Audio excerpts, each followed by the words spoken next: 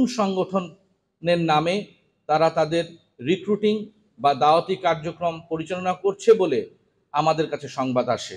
এরই ধারাবাহিকতায় র্যাব সদর দপ্তরের গোয়েন্দা দল, র্যাব ৭ চট্টগ্রাম এবং র্যাব ১৫-র আভিযানিক দল গতকাল মধ্যরাতে অভিযান চালিয়ে নিষিদ্ধ ঘোষিত জঙ্গি সংগঠন আনসার আল ইসলামের ৩ জন সক্রিয় সদস্যকে গ্রেফতার করতে সমর্থ হয়।